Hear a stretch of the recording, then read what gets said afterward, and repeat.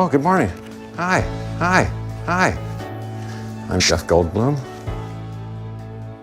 And right now, I'll bet you're probably just getting comfortable in your own schlang super seat. But maybe you're asking yourself, what the heck is this schlang super seat exactly?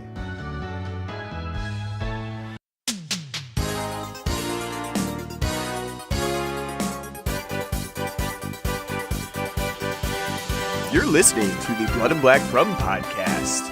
Stay tuned for the Blood and Black Rum Podcast Halloween special. We hope you enjoy.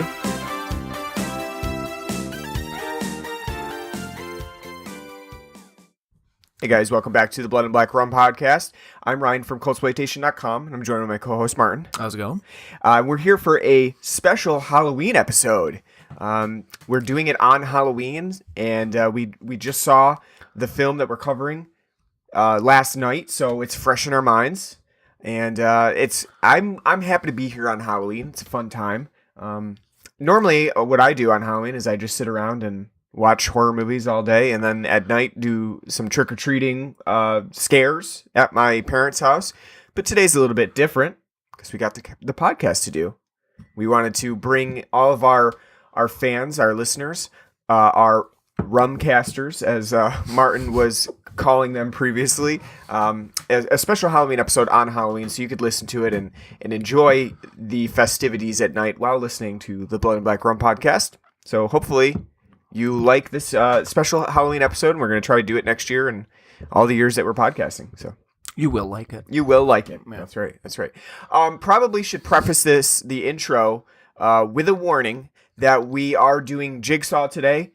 Just released on Friday. So if you haven't seen it, I recommend that you do not listen to this episode before you go out and see Jigsaw, because it is inevitably going to have spoilers. We're going to touch on pretty much every aspect of the film, from the traps to this twist endings, which Saw films always have. So just keep that in mind if you're listening, because we're going to get into all of that. I don't want to spoil it for anybody who hasn't seen it yet. So, make sure that you go out and see it before you listen to this episode.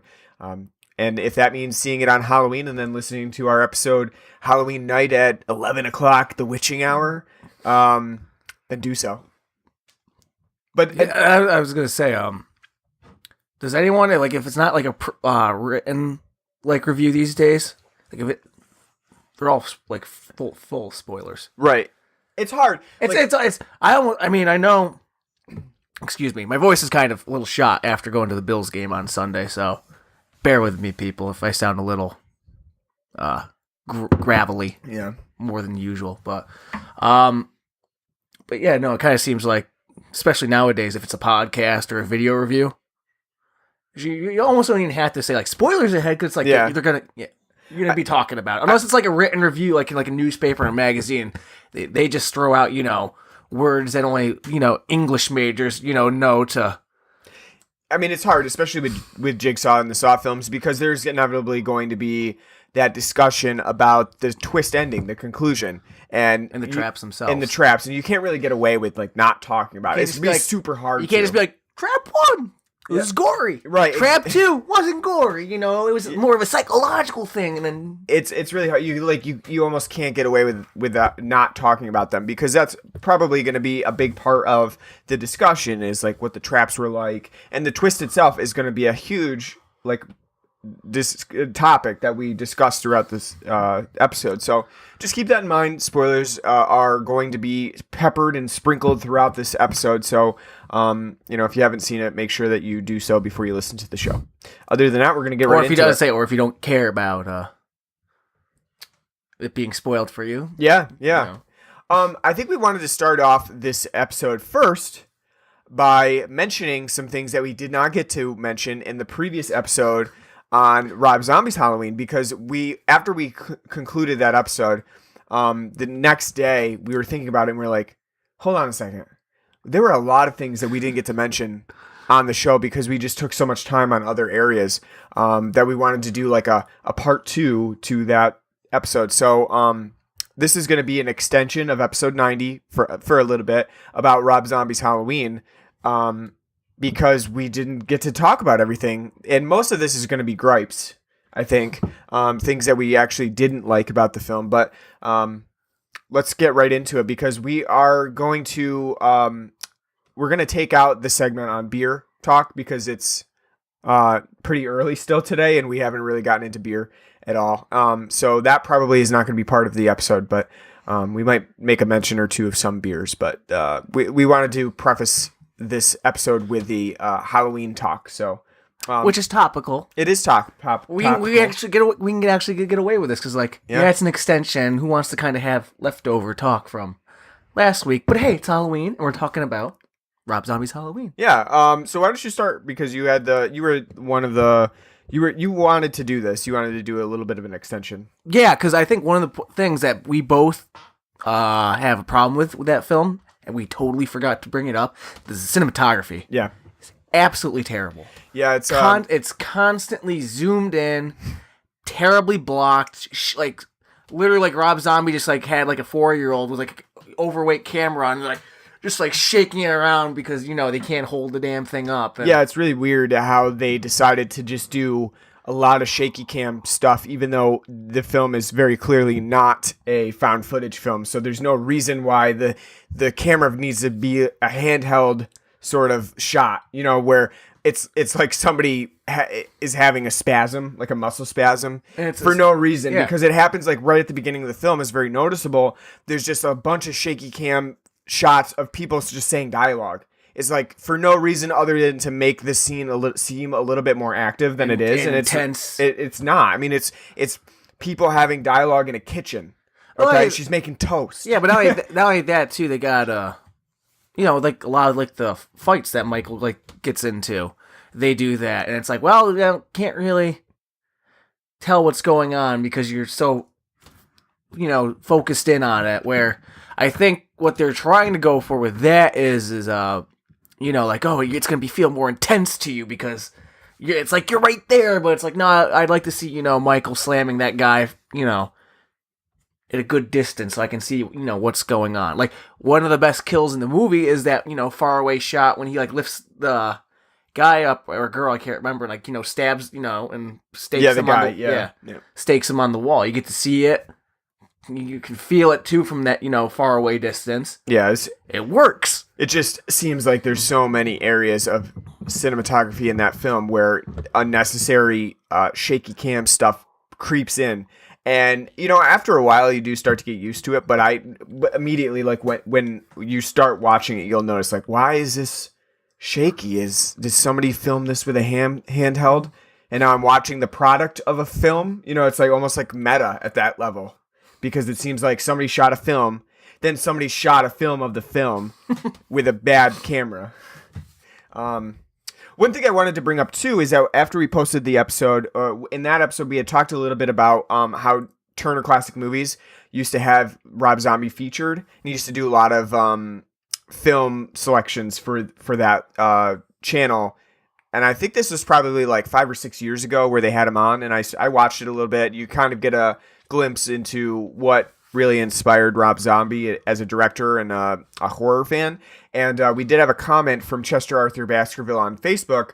And he says that TCM is still doing some of those underground films. It's going to be late into Saturday night and early Sunday morning at around 2:15 a.m. And so I guess they are still doing some of those underground films. I'm not sure. He didn't really say whether they are some of what Rob Zombie would have selected, or if they're older fare, early 30s, 40 films, maybe 50s monster films. I remember them used to run Phantom of the Opera. Yeah. 2 a.m. Yeah, and so apparently though that is still going on. And they also recently, I guess they had The Brood on, so that's kind of cool. That would show that they're doing some newer, not newer, but newer for TCM films. As well. So thanks to Chester for pointing that out to us, because I haven't watched TCM that much lately. I don't have cable, so I don't get to see what's on there. But it's nice to know that they are still doing that stuff occasionally, if not consistently every week. So that's kind of cool. But thanks for listeners for writing in and letting us know when we're wrong or when we didn't get something right or exactly right. So it's nice to see. what was the other thing? Oh, we wanted to bring up in Halloween 2 before we get into our other stuff, because I don't want to spend too much time on Halloween since we did almost, an hour and 40 minutes last time. There is a great scene with Danielle Harris of Halloween 4 and 5. The little girl in Halloween 4 and 5, now all grown up and naked in Rob Zombie's Halloween, because that's what you want from Rob Zombie, a lecherous old guy being like, let's get that girl back from Halloween 4 and let's have her take her clothes off. Well, It'd be great. Well, that's why I said this when we did the first time. It's like, Robert Rodriguez, like, looks at Vega. I've watched you growing up from a little girl, and wow, look at your titties now. Yeah, now look at you now. So let's get them off. Let's get the top off. So there's that. Kind of topical for the what's going on. Absolutely. And that in that scene with the sex scene, there's a great piece of dialogue in there. It's better sprinkled in there. It's better than Friday the 13th. Wow, what juicy titties! Yeah, it's better than that. You like that more, huh? Yeah, because it's kind of out of nowhere. It's just kind of like the scene is occurring, and then all of a sudden, really sexy talk. It's something a 14-year-old would say. Exactly, which is what they're not. So, but it's fucking hilarious because what the character says when they start having sex, like, oh, it's so warm. Like he's talking about a pie, like an apple pie. I would say that too if I was getting apple pie a la mode. Yeah. Oh, the juxtaposition between the coolness and the warm. No, but it's funny because, like, again, they're like 18 years old. The vibe you get from, like, those two is it's not the first time they've had sex. Right, they fuck a lot. Yeah, they do it a lot. The vibe you get. And now they get to do it in a scary house is the. So, like, so why is he saying that? It's so warm. Is it because he's on like a cold couch and like and it's not heat and he's like, wow, you're right. I get the feeling it's so weird because I get the feeling like it was written by somebody who's never really had sex before, but I mean that seems like it's implausible. Maybe they did mean it as like it was inexperienced youth saying it, but I don't know. I would not, in that situation, I would think that the woman would immediately be turned off. Like quickly, like, what? Yeah, it's internal body temperature. I guess you're inside my body, so it's going to be warm. 98.6 degrees. Well, at that point, have Russell Brand pop up and go inside of you. Yeah, right. That makes sex a lot less sexy because then you're bringing like the literal biological aspects into it. It's but like I said, it's just, I mean, like if it was like, say it was like, if the guy was like an actual like 14 or 15, like, and it's his first time, then yeah, like somebody probably would be like who's like nervous about the experience, like, oh wow, like wow, I can see that, but again, he's like 18, and like, again, it's not his first time, right? Fucking Danielle Harris, but not the first rodeo. But it is the time he finally noticed, like, wow. Well, how do you feel like if she would said it's so hard? Is that different? I think so, because perhaps the last time he wasn't. Well, then, like, I would put. That's not as bad. No, it's not, because that'd be like it's the equivalent of like, oh, your dick's so big, right? Even if it's not, like, it's male ego stroking. It's literally just it's literally like any man just like, yeah, just instant, like, even if you're not that guy, you hear that, like, you're inside, yeah, it is. So there's a tip for screenwriters. It's okay for like it's so hard, but try to refrain from like weird male dialogue. Seems pretty cheesy, I guess. I don't know. Was there anything else that we wanted to bring up from that Halloween that we didn't get to talk about I think those were the two main things that were like, why didn't we say anything about those? I think that was it. Yeah. We'll end it with that. So we should really just cut and paste this onto the other episode. Like, here's an addendum. Yeah, that'd be tacky. Yeah, I know. Literally tacky. Yeah. See, thank you. It's a nice pun. Thank you for catching the pun. Yeah. All right, since we don't have any beer talk per se, I just want to put out that I did have a Halloween party over the weekend, and I did get a 6th keg of Adirondack Oktoberfest, which we've had on the show, and it was delightful. And Martin and I were pretty much the only two drinking it. So we had a sixth of a keg to ourselves. Did some damage to it for sure. It's but like your wedding with the Saranac keg. Yeah, I know. We had Coors Light keg and a Saranac Pale Ale keg. Sad. I feel bad for Adirondack supplying all that beer, and then, like, only 2 people drank it. No, we had a couple more. What do you mean? They don't care. They got paid. No, I know. That's true. That's true. But very cool. I love getting kegs just because it makes their keg was fancy too. Yeah, it is. It's a black keg. It's not like a metal keg. It's cool. So I like it. It looked like it had like a matte paint job on it. The keg obliterated my cup holder in my car. Fell over on it and just there it goes. Plastic broken. But I love getting a keg because we just kept going back to it. Just at that point, you lose track with bottles of beer at like $16 a 12-pack. You kind of are thinking when you're drinking beer, like, well, that's 11 beers left. That's 10 beers left. With a keg, you're just like, fill me up. I don't know what cup I'm on. What does it matter, man? So I only got a half right now. I've got to fill it back up. Right, exactly. Yeah, it's kind of quarter. What you do, go back so. and get. I mean, I just took a sip and top it off. I still have some. We used a party pump, so just pushes air in, and it causes the keg to really go flat, like quickly, rather than if you're using CO2 to push the beer out. So you really don't get much time to finish off that keg once you tap it. Usually people who buy kegs, they're going to drink it all. It's not 2 people. So. Right, I know. But I do have some left over, and it's starting to go stale. Like I said, you better drink it. I know. I'm trying to. It's now the equivalent of what I would say an old ale tastes like, to be honest with you. Like what we had on the show previously from Browns. In that, I don't know if it's like the way the malts age, or if it's just that it's lost. Yeah, it's lost some of its carbonation. But whatever the case, it does kind of taste like an old ale, and that's not really my biggest cup of tea. So I mean, I had it yesterday, and it was okay, but it's nowhere near the delightfulness that it was when we first tapped that keg. So, but that was fun. It's fun to get a keg. Probably do it again next year because it's actually a pretty good deal. And then we'll do it for drinking with the crates. I know I would like to because they do have the Big Moose Winter on there. No. I know it'd be too much. Nobody would drink it except me, and you would have to get like a thing of just do Miller Lite or something. I know we'd have to get a CO2 pump just for it so it wouldn't go bad as fast. Like you may not like a fridge. I got a keg of Miller Lite, but people will fucking drink it. Yeah, that's true. That is true. It's a pretty good deal too. It's not bad at all for like a sixth of a keg. I think even Miller Lite's way cheaper for like a half keg. It's like cheap. So that's the way to go. Don't forget to bring up the whole situation with getting that keg. What about it? It's Halloween party.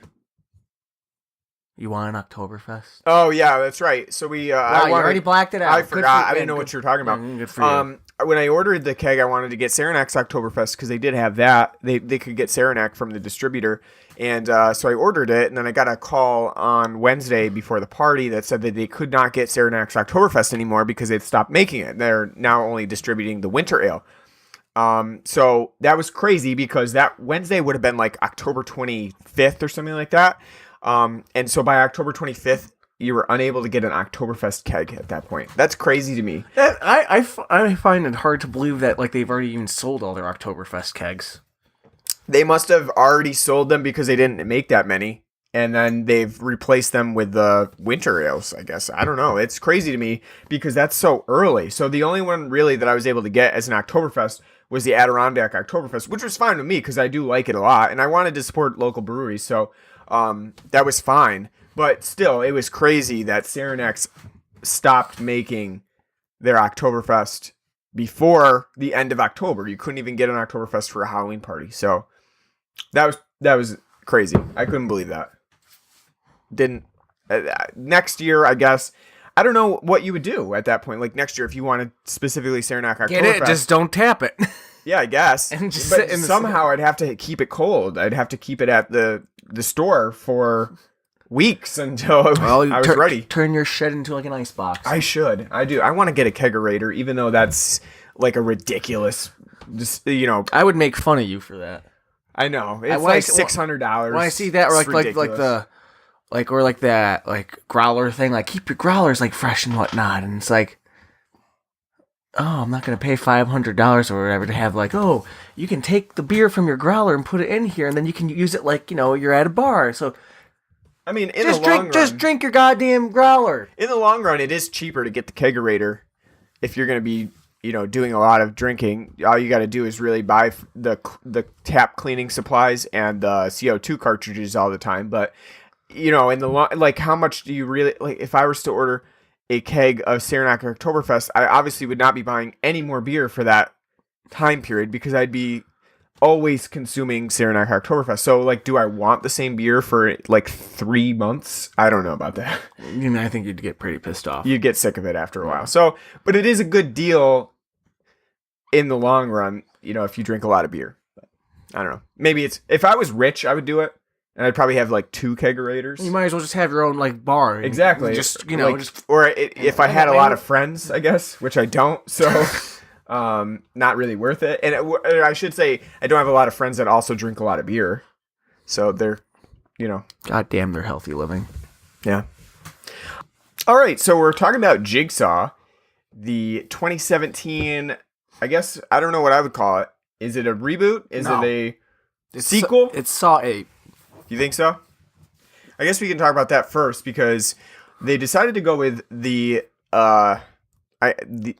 changed title, Jigsaw. They wanted to kind of differentiate it from the other films in the franchise. Why do you think that is? Why would they change the title and not just go with like Saw 8? Saw 8's too, just doesn't sound as good. I mean, I think that I get the... Especially after you named your last film, The Final Chapter. That's true. They did do that. Final Chapter probably is not... Well, other franchises have come back from that. I know. Friday the 13th. Very, was just like, yeah, whatever. I don't know. Let's just... we'll just forget about that. We called that one The Final Chapter. No, I mean... Move on. Just because Saw 8 just, Especially at this point, it's been 10 years, so... Yeah, it's been 10 years. I think they wanted to differentiate it that it's technically not in the same... there's no working off of the aforementioned sequels. But it is. I mean, it is and it isn't, though. It's not a direct relation to them. But it's still related. It's a sequel. It's a new storyline. Like the original, like the first Saw... Like the first 3 movies, the Amanda trilogy, because it focuses on Amanda. Yeah. And then it's the Costas Mandalore, for 4, 5, and 6. Yeah, I mean... Trilogy. So they're still all, you don't say that 4, 5, and 6 aren't sequels because it's following now Costas Mandalore, and working, Jigsaw's plan out. So it's the same thing here. It's just 10 years later now. And someone's copying Jigsaw. And then they have flashbacks. They have Tobin Bell. If it wasn't related to the other films, you wouldn't have fucking Tobin Bell in this movie. Yeah, it is. I mean, it is related. But I do like that they differentiated, that they didn't give it Saw 8 as a title. Because it does feel different. It feels that it's not... Though they do have a lot of, like, I would say, like, homages to the originals, it seems like a different film in that... I think the beginning sums it up perfectly, is that we have like a action-packed car chase that seems very out of place for what you would see in a Saw film. In daylight, yeah. That's the first thing that you notice is that like, whoa, wait a second. No green hues, no...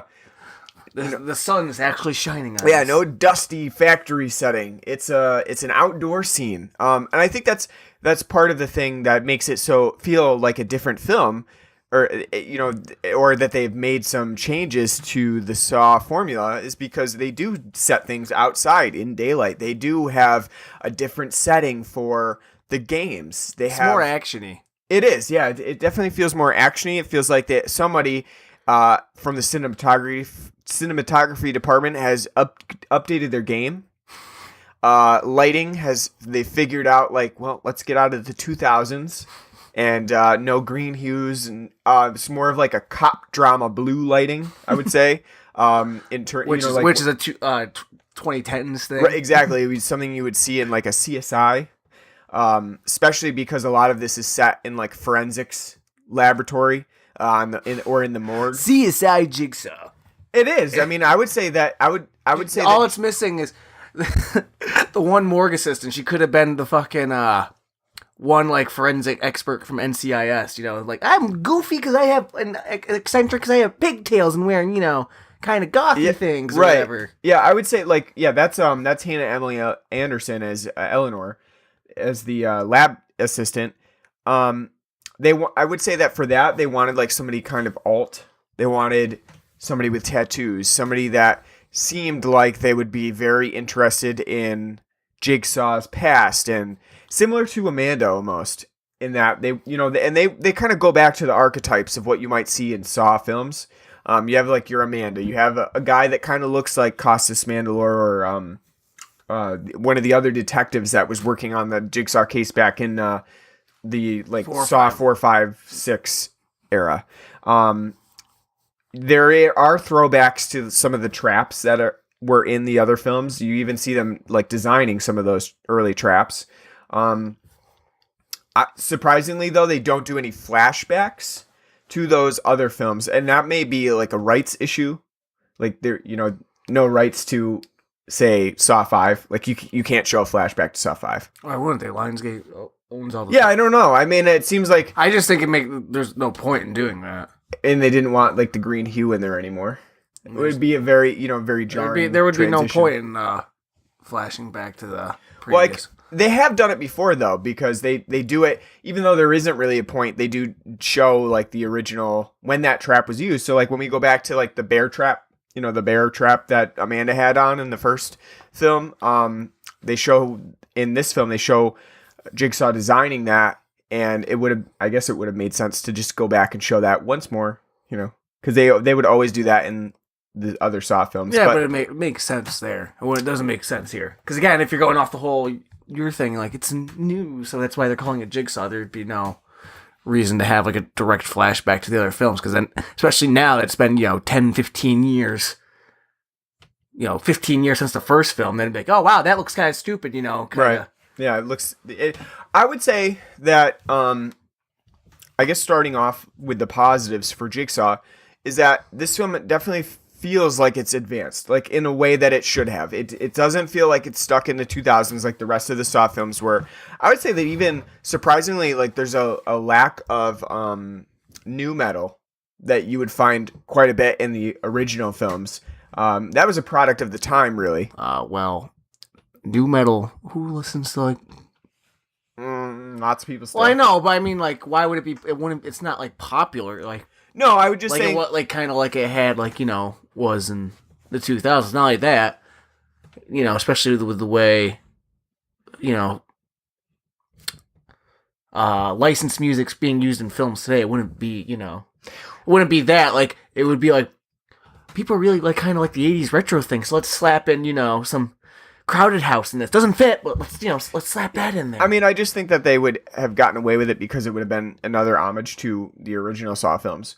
Yeah. And they do it a little bit. There's a little bit of like nu metal, like rock soundtrack to some of the traps, but the trailer had Roy Orbison. Yeah, that's a what a like terrible miss. That's like, again, that's like something that all these fucking new films do now. Is like, hey, let's take this like 50s or 60s classics, rock song, and it doesn't really fit the tone, but yeah, it was a weird trailer. I didn't see the trailer before I saw the film, and the trailer didn't do anything for me. Once I saw it after the film, say it's not really a good. I don't know. I can see why people would be turned off by the trailer by seeing that. I don't know. It didn't do much to like make me want to see the film after I've seen the film. One thing that's interesting about this film too is that coming into it, you didn't really know where in the franchise this was going to fit in. We didn't know. Yeah, you did. 10 years later. What, in the trailer did they say that? Yeah. I didn't catch that. Yeah, I was too distracted by Roy Orbison. Yeah, no, they said in the trailer, like, oh, looks like we have a copycat killer. Jigsaw's been dead for 10 years. So. I didn't catch that, but I would say that. And in the movie, they say it too. No, I said going into the movie as though you haven't seen it. Now we're both being assholes. Because I know a lot of people were wondering, like, and Tobin Bell's name was being thrown around. Obviously, it was not a secret that he was cast for this film. It didn't know how he was going to be incorporated. Was Jigsaw really dead? Would they find some way to bring him back from the grave? And my biggest concern was that they would bring him back from the grave, and it'd be completely stupid, because there's no bringing him back from the grave after you've seen the originals, unless he designed some ridiculous, like, animatronic design or some, like, very authentically crafted body. Other than that, there's really no way to do that. Black magic. Just why not introduce just that? some supernatural by to like it. by like the eighth, like the sixth, Michael Myers film, and all druidic cults. And just like throw that shit in there. Might as well. Yeah. Now I'm glad that they. We're here to say that they did not do that. That there's no bringing Jigsaw back from the dead.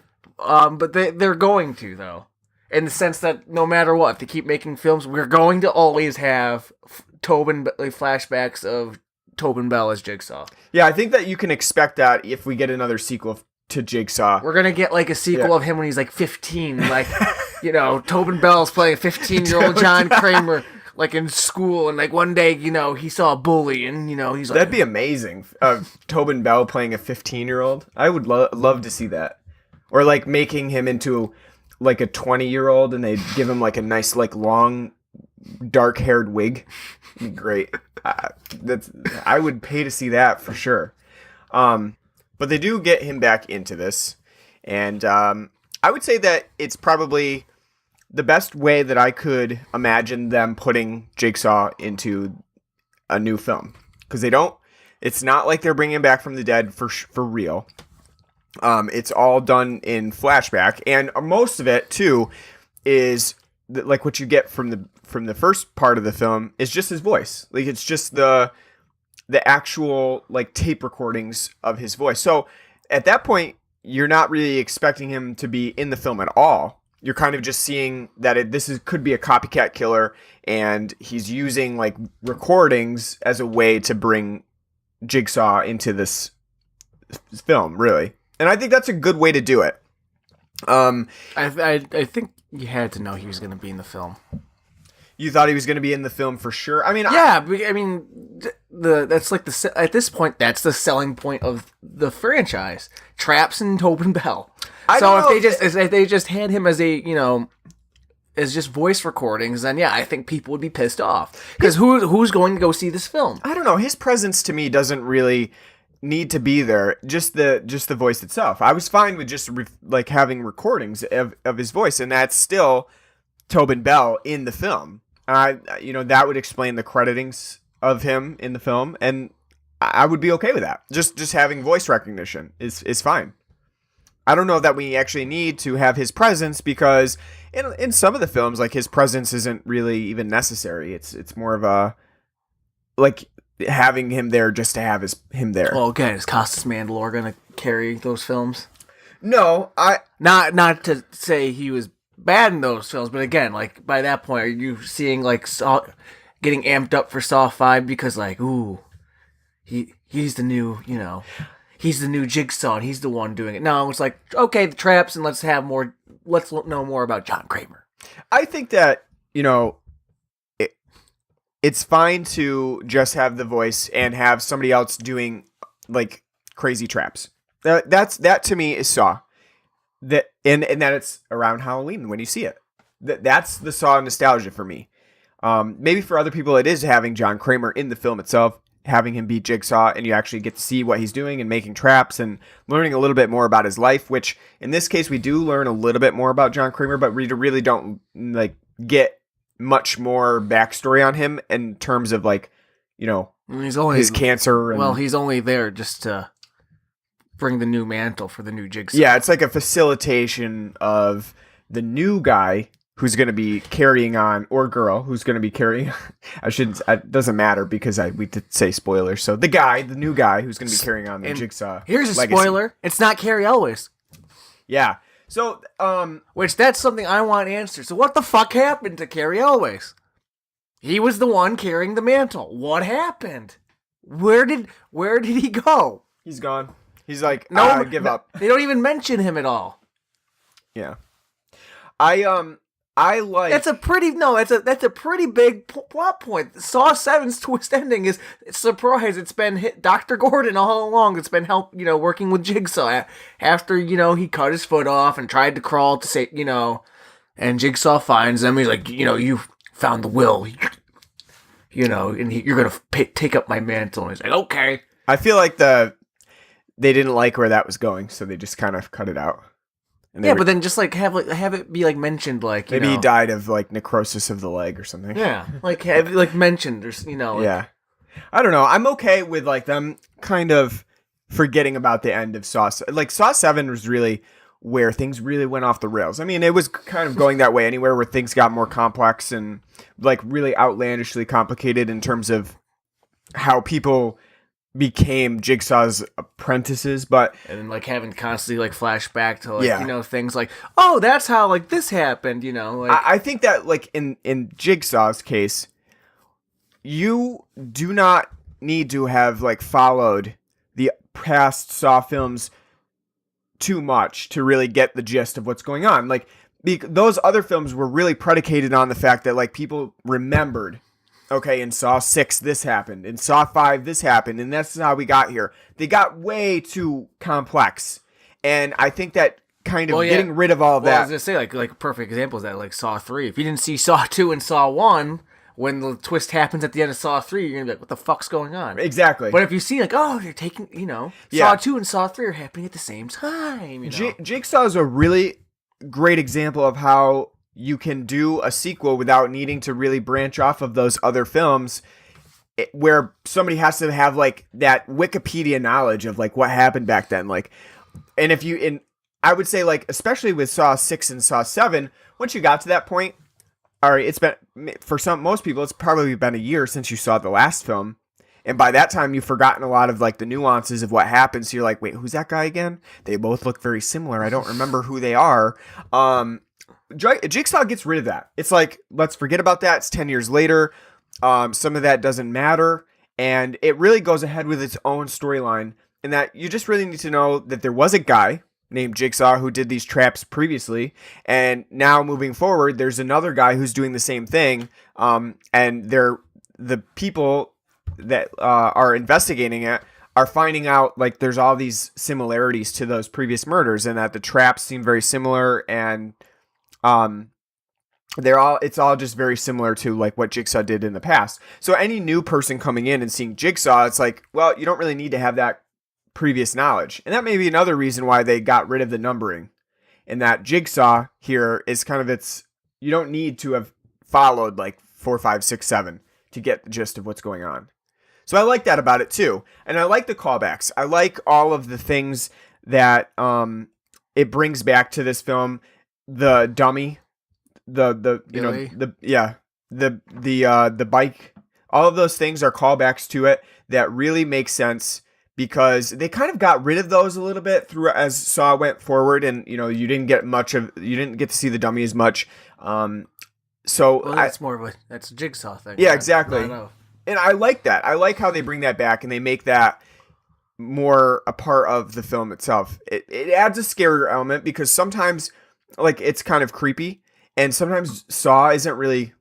The Saw films weren't really creepy. They were just gory. They were just escalating shock value. So I like that Jigsaw brings all of that back. That's for longtime fans, that's a good thing. I think they did a good job of that. And what do you think? I mean, did you like the callbacks to those films, or was it unnecessary? Did you just want to move forward? Yeah, I like the callbacks. I mean, I'm not, as when we did Saw, for last October, all the 7 of them, I'm not the biggest fan of the franchise. But now it's been a year, and kind of like thinking about it, I kind of, for some of them, grown a little more nostalgic for. They're fun sometimes. So, the first couple ones, I'd probably say Saw 1 through 4. That's where I can kind of look back, and even if I think they're not that not good films, I kind of appreciate them a little bit more now than after just the first viewing. So I appreciate the callbacks, because again, I think if the film is set 10 years in the past, you have to have, 10 years in the future, and it's a copycat, you have to have callbacks to the original, first 7 films to kind of, get in the mindset and mood. And not only that, again, like I said earlier, I think this is a film that works for people who are fans of Saw. I don't think this is a movie that's made to try to gain a new audience. I think that's what they're going for. It's why, again, rebranding it Jigsaw and, doing what they did with the story. But again, at the end of the day, I think if you never got into Saw before, and this is your first time watching it, this is not going to do a damn thing for you. It'd be like when Halloween H2O came out, like, oh, we're trying to get new people into Halloween. I don't think, after watching that film, people were like, wow, I really should, watch those previous Halloween films. They're probably like, doesn't really do anything. I mean, I think that's the same thing with this film. I don't think if you've never seen a Saw film, you're going to really like or appreciate this, or walk away from it like, wow, I really got to watch the other ones. You're just going to be like, okay, that was confusing. Yeah, I mean, I think it can work. And I think they did the best job that they could with making it both a fan film and something that somebody could just pick up and watch. I don't know, though. I mean, I think this is probably one of the better films in the Saw series that we've seen of late. And of late is meaning like 6 and 7. This is probably, I would say maybe it's as good or better than 4. And it doesn't really reach the levels of like the first film, which was probably the shining example of how you can do this. And really might have been better off just ending there. With the first film? Yeah. And not having any sequels? Yeah, I don't know. I mean, I think that may have just, like, I understand like where the film series went from there, but I think that the first film is different. It's a lot different than where it ended up going. Well, that has to do with, the direction, with, James Wan and, and... But I think that... Lee Wynell and, how they kind of handled the first film. Then, like, I know they wrote, some of the other films, but the direction from Saw 1 to Saw 2 is, I can't remember the guy who directed Saw 2, 3, and 4, but his direction is much different than, James Wan's original direction, Saw 1. But at the same time, you're right. I think Saw, like, as the first film works as a standalone, kind of like Halloween works as a standalone. It does have, like, because Halloween's, the original Halloween has a, cliffhanger of an ending. Because, Michael Myers disappears. So, it's obviously it's like leaving the door open for sequels. Mm-hmm. But I think it does work as a standalone film. And I think the same thing with, the ending of Saw. It's, game's over at the end and he shuts the door. But at the same time, like, okay, that closes, like, that's what that story is. But it easily could, right, you got other areas to go to. Yeah. But I don't blame him for doing sequels, because again, it's like when there's money to be made, and not only that, like when we bring up the whole direction thing too, like yeah, it's Halloween 2's we both love. It's totally got a different feel than the first one though. Mm-hmm. It's more of a traditional, slasher film. Yep. Because it has to do, the different direction. John Carpenter wasn't directing it. But do you think that Jigsaw? So like, where would you put it in the series in terms of? Like, I think it's one of the better ones. One of the better ones? Yeah, because Saw, I can personally distinguish for me, like, Saw, the first one being my favorite Saw film. And then I'm kind of like, it gets muddy for me. Like, I think, from what I remember, 5, 6, and 7 were kind of like, okay, now you're getting a little off the rails. I think at first I didn't like Saw 2, but if I kind of think back to it, I can appreciate what it was trying to do, and I can't remember which one I liked more, Saw 3 or 4. I think I liked 4 than I might like 3. But it's been a year since I've seen them, so I'm kind of like I can't exactly remember like my initial, reactions to them, but like if I kind of like just kind of replay them in my head and think about them, like I have like a distorted view, and I would say, from what I remember, I think I liked, thought Saw 4 was pretty good compared to the rest, then probably Saw 2, and then Saw 3, and then the 5, 6, 7. Yeah. I think in that progression, but I would say I would probably put this probably third or fourth on my list. Because I mean, it's a much better, talk about some of the good of the film. It's a much better made film, just for the fact that the cinematography is what cinematography in a film should do. They've gotten rid of the green hue. Yeah. It's more of a modernized version of like what you'd see now, in like a cop procedural. Yeah, which that's kind of like that kind of shit to me is getting old. Like Yeah, we'll talk about that in a second. But I do I do think the production on this film is it's pretty good, and it looks good. And like when they're in the barn for the entire set for like the game, it's well lit. You can see what's going on. It's not just like that green hue and dark and damp. You actually get to fully see what the hell's going on there. Yeah, I would say that this film is most reminiscent of Saw 2, in that you have an ongoing game that you get to see, but then at the same time you have a cop investigation going on that you're swapping back and forth from. And it's very similar to Saw 2 in what they did, because again, it's a multiple person game. It's all about working together rather than, solo games. It requires people to work together.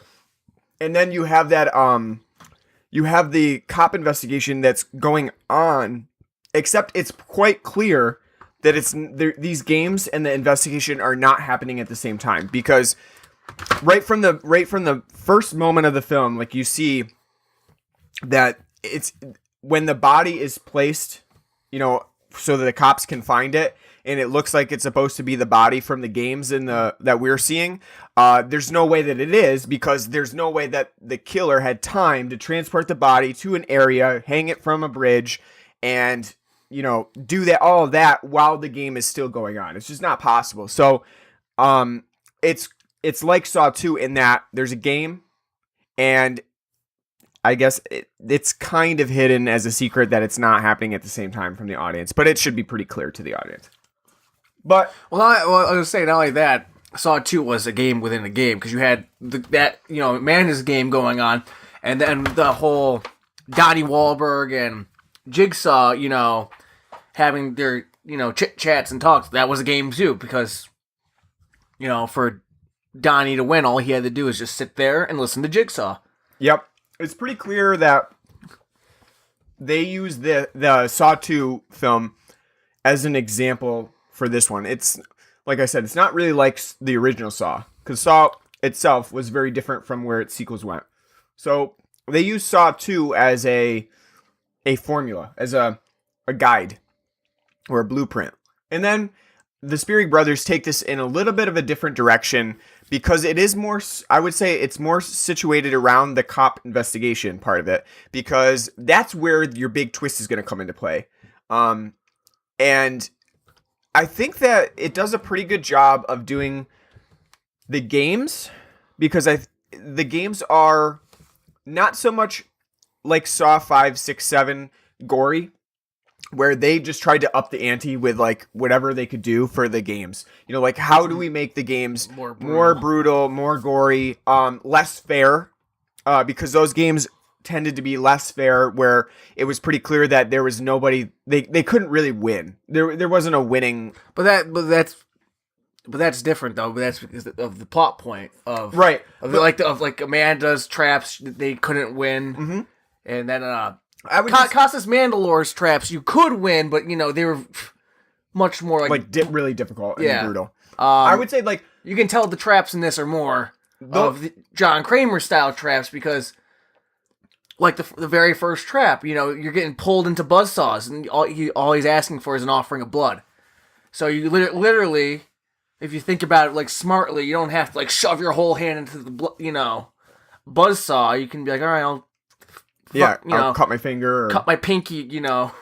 Yeah, I like those traps more, and I like that they go back to that because as we get to see later on as the film progresses, these are actually Jigsaw traps. These are ones that he did, and not like his disciple. It wasn't done by a man. One of his 12 disciples. He's exactly. He's the Jesus of horror movies. He's Jesus, and then by the time we get to like Saw 30, and find out he had 12 different apostles, right, to carry on the legacy. So I like that because I like that the traps are winnable. I like that there's you have to follow the rules, and then when you follow the rules, you get the right answer where it really is not going to cause you too much bodily harm. In certain situations, it does, but for the most part, unlike where Saw 4, 5, 6, 7 went, they're more winnable, and I like that. I mean, not only that though. One, go off like the whole like follow the rules thing, and if you like again, I will say one of the things I have appreciated about the franchise overall is how the way Jigsaw says things. Everything he says has a double meaning. Yeah, and if you're astute and he's a master of double entendre. Yeah, and if you're paying attention to what he's saying, you can find the answer. Problem is though, and if you're put in those situations, you're not going to be thinking, right. You're not thinking clearly, and you're not going to, probably catch on to what the hidden meanings in his words are. But I do like that because it does allow the film to be clever. I will say though, one of the things I don't like is the constant the characters in this. We have to follow the rules. It's Jigsaw. We got to follow the rules, and if we do the rules, well, it's like, okay, we get it. Again, like even if you're a new viewer, you don't have to have somebody exposit them. Like the very first trap, the one girl's yelling at everybody. You just gotta offer blood. Just offer some blood, and you'll be free and follow his rules. And yeah, it's like shut up. Yeah, shut up. I think that it's because part of the issue with a Saw film in general is that in this case we have not only that, it's like again Saw's confusing timeline here because it's right. Do they know about Jigsaw? Because one of the traps in this is supposed to be one of the traps in this is supposed to be an early Jigsaw trap prototype, that no one found. Problem is that if it's an early prototype trap of one of his first traps, people don't know about Jigsaw at that point. Yeah, they're not really. But everyone here knows about Jigsaw, and he's got his little, goatee, new metal, goatee going on, which is a, later thing. There is definitely some weirdness to the timeline, so it's hard to say whether these players would have known at that point, whether about Jigsaw like enough to really understand that they've got to play by the rules and how they play. And in some instances, it doesn't seem like they do because like they don't know to play the tapes sometimes. And they don't, the cassettes that are around, they don't see the tapes. They don't know that that's what you have to do when you do a game. So I would assume that those would have come out in the news, even though it says, on the tape, play me. Yeah. But I think that like the traps in this are suitably. Well, I don't know if I want to. I would say they're suitably creative. But not so creative to where 5, 6, and 7 got, where obviously they were coming up with new ways to design things in order to make it like the most ridiculous and gory. And I like that too because technically this is an early game. So at that point, would Jigsaw's traps have been like super elaborate? Probably not. But yeah, I think that's again has more to do with these are Jigsaw's traps. Yeah, and not Amanda's. Not they definitely. I like that though because Jigsaw doesn't feel like it has to go like way over the top with its traps. They're very simplistic. Well, I think it's going to be like you're right. Technically, this is a soft reboot because it's this is what film franchises do now. It's a soft reboot, but again, it's a sequel too. So it's a soft reboot in the fact that they're grounding it more. Like let's get back to like where we originally were. Yeah. And not so much, as you said, the original Saw, but more like Saw 2, Saw 3, where, things are complicated, but they're not, totally going into a tailspin. Like, wait, there's 5 different games going on? But, so yeah, I do appreciate the fact that the traps in this, are for the most part, are pretty good. There's a couple I think are kind of stupid. like the grain trap. Yeah, the grain trap is probably one of the worst in this one. One is mainly because they're gonna get buried alive in grain, which they don't get buried alive, and then things are gonna fall at them. And the CGI for the knives and pitchforks and saw blades that are falling down look absolutely fucking terrible. Yeah, and there's the whole.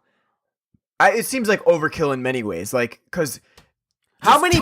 Did he go to Home Depot and like Right. I need 300 just saw blades. Tons of like various weapons are falling down: pitchforks, scythes, knives, saw blades. Reciprocating saws.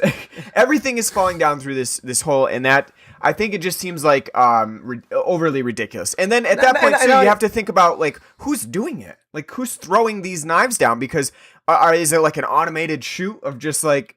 Jigsaw designed a bunch of a machine that feeds out tools and drops it down the chute. Well, it seems like someone has to be throwing them down because it's like there's like a wave of it and then like another wave and then like yeah, it's not all just like at once. And not only that whole trap's stupid because for that trap to even start up, there has to be somebody who tries to take a shortcut in the room that says that's not an exit. So it's not one of the people has to be the dumbass, like, fuck this, I'm gonna do it, and get stuck in that trap to then act, Yeah, it almost makes you question, like, if no one had done the no exit door.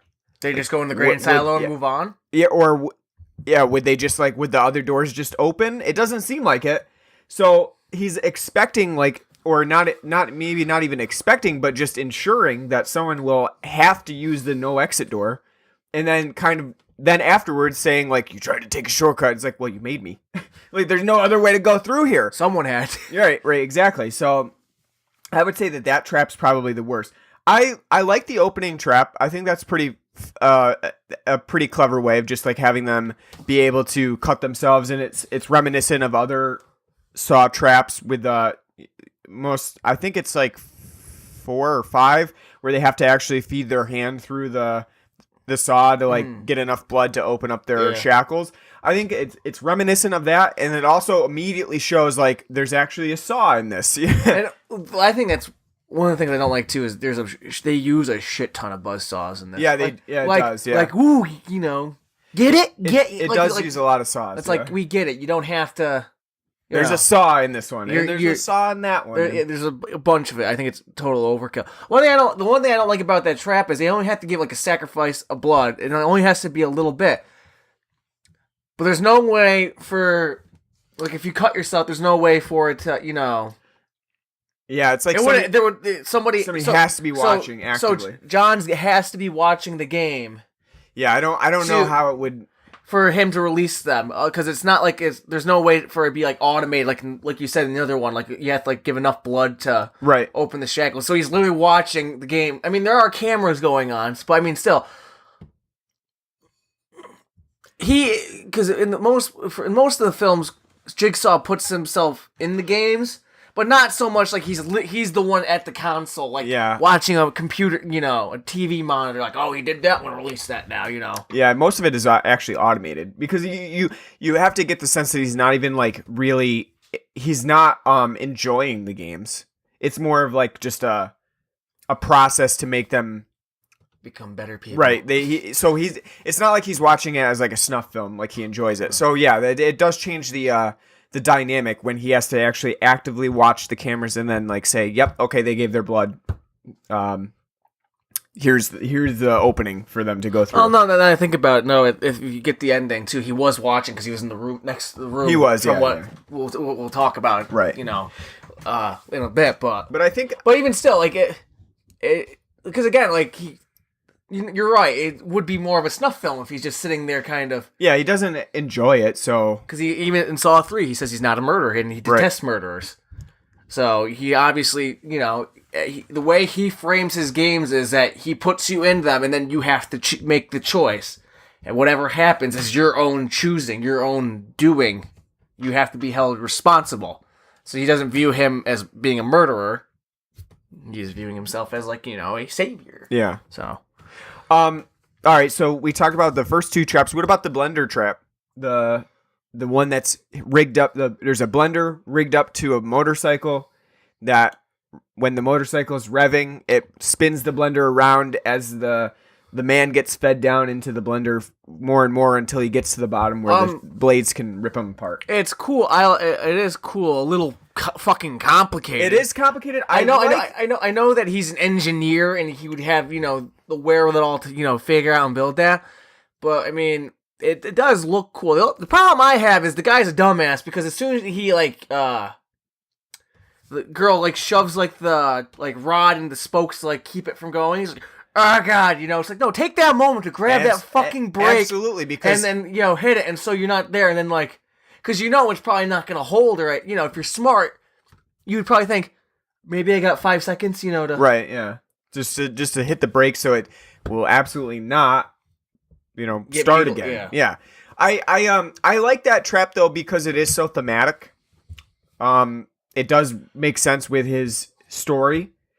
The one thing that I don't like, and this pertains to all of the games that are occurring that we see, is that really all Jigsaw is looking for is a straight confession about what they've done. And these people in their past are literally refusing to do it until the very end. Right. The whole thing about it is that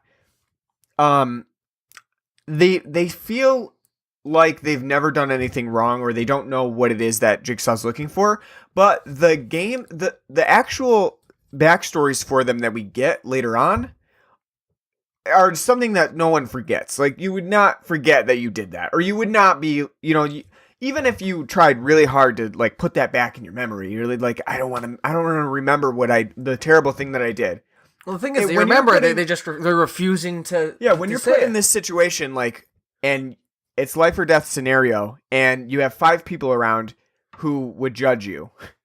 You don't even know them. Exactly. So you have no, there's no other alternative. You confess. You say, yeah, I did what you're asking me about, and that's it. And then you're out. You're home free. I don't understand why the film treats them as so reticent to, release this information. Because in that scenario, I absolutely would. I'd be singing like a canary about anything that I did badly. I cheated on my test in 8th grade. I don't know what you're looking for. But obviously these people, they do.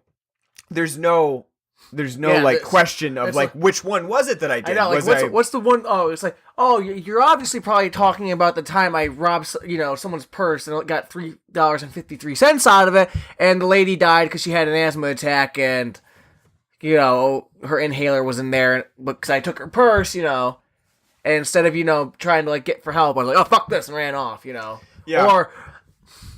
Or is the one guy I was a drunken idiot, back in high school, and my friends were driving a car, and I was just being an asshole in the back, and stop it, quit it, and I fell out of the car, and then they got, crashed into another car, and it went up like a Death Wish 3, Yeah, complete huge explosion, which is pretty funny. Hilarious. It's a hilarious moment in an otherwise somber scene. But that's the thing that I don't know how you get away with this in a Saw film, because in some ways it does require the participants to just not be forthcoming about the bad things that they've done. I mean, that's the whole purpose of the traps, because they will not admit that they did something wrong. And I guess that's the predicament of being able to write something that makes sense. Why would they not want to admit it in this room when their life is on the line? I would say that Jigsaw doesn't do a very good job of selling that point. Why would they not want to admit and be done with the game? It's just they're shitty people. Right, exactly. And it's, in some ways too, I would argue that these people are not even as much guilty as some of the other people in other Saw films. This seems like soft guilt. In some ways. No. Some people do. Some people do seem like it's soft guilt. They did a bad thing, but they were not directly responsible for certain things. No, they all were. I'm thinking that you got except the twist ending for but okay. So you run down the one girl, which we didn't talk about the second trap, which was the hanging and the needles. Yeah, with the acid. She robbed up someone's purse and the person died of an asthma attack, and she didn't she could have helped and saved her life, but she was, But the scene makes it look like she attempted to help. She went back, but she was already dead. She went back with the inhaler, but she was already dead. So she did attempt to help, and at that point, yeah, she did a bad thing, right? She stole the purse, but she did come back, and that's soft guilt. It's not her fault she had an asthma attack, though she did steal the purse. She did a crappy thing. I would argue that it's not a death sentence crappy thing, even as much as like some of the other victims of Jigsaw's games. To me, it looked more like she saw she was like having like a asthma attack or whatever. Then she just said shit and ran off. I don't know. I think that scene is misleading because it does look like she came back, but there was nothing she could do at that point, so she ran off. So it's hard to say, but I would argue that's soft guilt. It's not like something that she would have known would have happened. She stole a purse. It's what is it? A petty theft. I don't know. But it's not, it's not something she completely had control over. The same thing with the guy with the bike, which no, he did. He sold him a bike with faulty brakes for sure. Yep, bad move. Definitely could have caused a death. But the scene that we see does not really look like he was actually actively braking. It looked like he was running a red light and hit or his brakes didn't work. No, but it doesn't even look like he's trying to brake because that scene shows him getting hit from the side by like a garbage truck, and he's like riding along joyfully. It doesn't look like he even tried to brake. No, you see him. I did not see it. Again, I would say that is not a well shot. It would be different if he ran into the side of the garbage truck, but the way that is filmed, it leaves again a misleading conception of like what happened. I just don't think that they did a good job with showing. You're the backstory. A pretty shitty person if you sell like a vehicle with no like faulty brakes. Agreed. I do agree with that. Like that, you're a really shitty person. I agree with that. I don't know that he was the. That's why I don't like mechanics. It's like I'm gonna go there and probably get fucked by them. From the way that they show the actual death sequence of that guy, though, that's Jigsaw's nephew too. Yeah, I could argue that really, which I don't think really need to be a point. Like I don't think the fact that the kid that bought that bike, no, he didn't need to be Jigsaw's nephew. The thing that really bugs me about some of these the things that are happening in this case is that Jigsaw happens to be around all of this terrible stuff all the time. He lives next door to the woman who killed her baby, and he hears all of it. It's like, really? This happens to him on a daily basis? By the way, he looked like fucking Clint Eastwood in Gran Torino when he's like sitting on the porch listening to them fight, and stuff. Yeah, he does. Yeah, all he needed was like a Pabst in his hand and be like, "God, I hate Asian people." Yeah, and I don't want to. I'm not saying that this was right what she did, but Anna, the woman who kills her baby in the backstory and then blames it on her husband, that's postpartum depression. It's not right, but she obviously needs help, and Jigsaw knows that, but instead of like alerting the authorities that it was postpartum depression, he puts her through an entire game. Yeah, well, because he wouldn't think that you would need a psychologist. At that point, he's already, I guess. He didn't see that as, John Kramer. He saw it, I think at that point he was, Jigsaw, because he's totally chemoed out, got his goatee, so I think, which is funny, just kind of seeing him, in his like Jigsaw persona. He's just like in the house next door. Yeah, just like casually sitting around, just like reading the paper. Just like a neighbor come like, wow, like try to talk to him. He's like, you gotta help yourself. Yeah, and they're like, man, John's really gone off the deep end. Yeah, he's grave. But it makes sense for him to do that because again, he would say you have to like help yourself. I guess he would. You really can't. I would argue it's just not. It's another bad example of like a person who needed to be in that game. I don't know if I don't know. I guess maybe in his mindset, postpartum depression is just something that you can treat with a game. But at that point, yeah, I guess Amanda was a drug addict. I guess he wasn't like, hey, you should go to rehab. He was like, I'm gonna put you in a fucking reverse bear trap, and if you don't get out, well, at least with rehab, she had already been a few times. In this case, this lady had never sought help for postpartum depression because she didn't realize she had it. it's a different scenario. And I would like, I'm not saying that any of these things were like, they weren't bad things that these people did, but I'm saying that I don't know if they particularly match the mindset that Jigsaw has of like who needs to be saved from their own like, bad intentions. Maybe that's just me, but I didn't like the backstories they chose for these people. It seemed like it was soft guilt and not something more like, I don't know, something that was bigger in the scheme of things. Yeah, well, I don't think a lot of people who are going to be watching this movie are going to be like, oh, I sympathize with that. That's true, too. They're not really sympathizing at that point. It's more so like, put him through another trap! I want to see him in a game. I don't know. So that was my only, my biggest concern with that part of it. But all this stuff, all these games have actually happened in the past. That was 10 years ago in the film. So when the film gets to its conclusion, we find out that these are all old games that were done with Jigsaw. He did them. And then our current killer redid them and redid all of the games just as a kind of like a throwback to old Jigsaw so he could use their bodies and create a new game to mislead people and then eventually play his own game with a detective that's part of the police force that he doesn't like because it led to the death of his wife.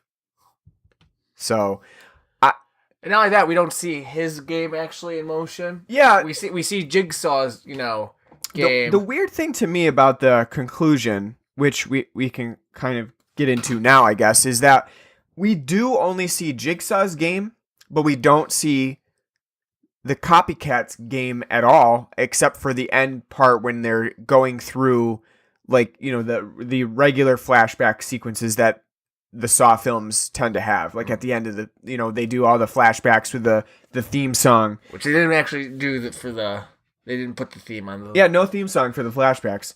But I don't know why they chose not to show any of the game that, like the current game that the killer's doing. It seems like a weird choice that they show the old game, but they don't show the new game. I'm not sure. Like, does it work? Do you feel like it works that we see the old one, but we don't see the actual one going on? I think it'd be better if they showed more at the, like, if you're doing like the reveal at the end, then just show more of like what he actually did. It seems like I'm fine with them showing like it being Jigsaw. Just we finding out that it's a flashback and it's 10 years ago. And it's one of Jigsaw's games that people didn't ever find out about. Yeah. So I'm fine with all that, but I think at the end when we have the the twist and the reveal, that they should, when they're flashing back, and he's talking about all the things he did, doing his exposition dump, that that they actually show bits from his game.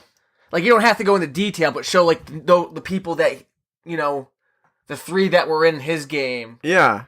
Well, because the motorcycle game for sure is a very specific themed game, like for that one guy. So did he find another guy that also sold somebody bad brakes on a bike that then died? It's very specific to certain people. So it makes you think like, well, like how did his game play out? And we don't see it. It just seems like a weird decision that they, even in passing, they mention that. Like, I did another game. I copied the same game.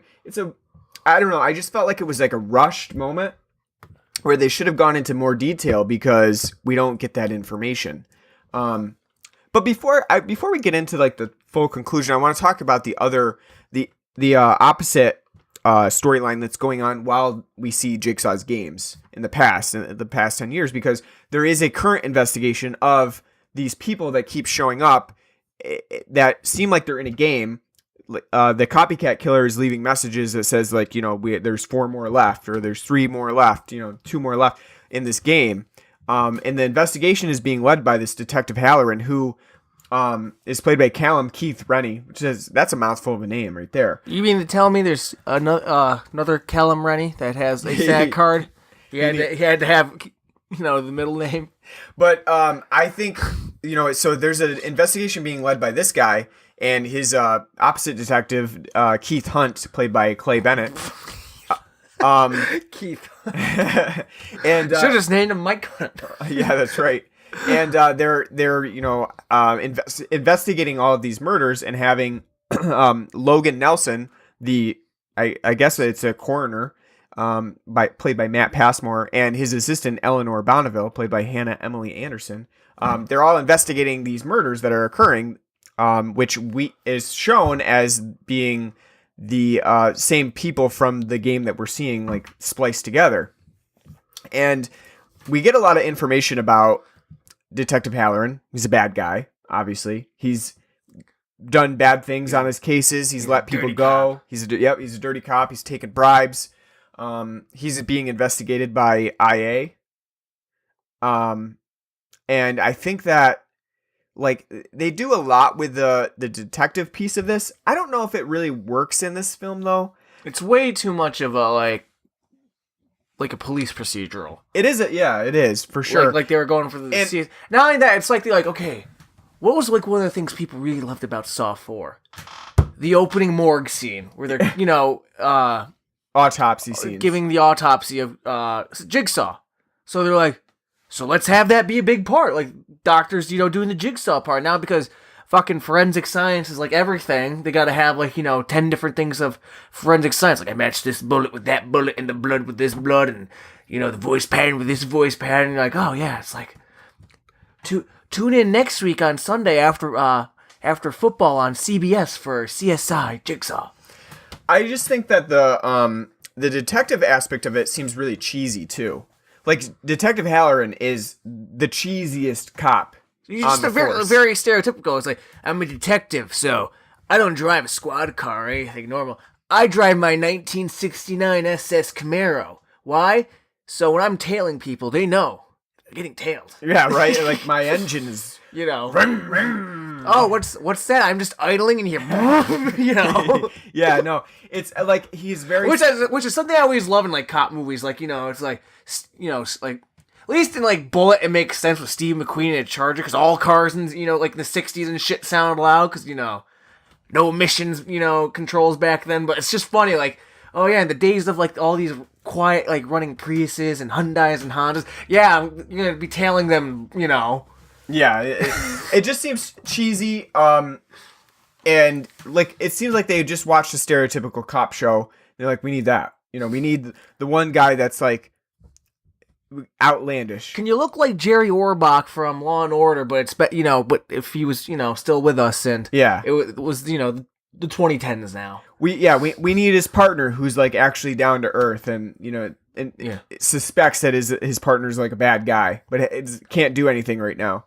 And then we need like the cool forensic pathologist guy who can just analyze things and know like when he analyzes a bullet, it's like I know what gun this came from because I looked at the bullet and I know that it has. Look at this parabellum right here. Well, definitely, that's the round. It's called 9x9. Definitely 9x19 parabellum. Definitely came out of this gun. That makes sense because he set that up. That part pisses me off when you find out he's the one that shot the guy. Yeah, with a sniper rifle, from a rooftop. Regular. Nobody heard that. That fucking thing go off and hit him, I know. It's gonna sound a little bit louder than all the cops' Glocks down there, like what the hell is that, But nope, he's Jason Bourne. He's like, I'm gonna, Yeah, I don't love the whole detective thing. I think it's a little bit too cheesy, and it's a Saw movie. You gotta. What else does Saw have besides traps and Jigsaw? It has SWAT teams and cops. Yeah. Where's the SWAT?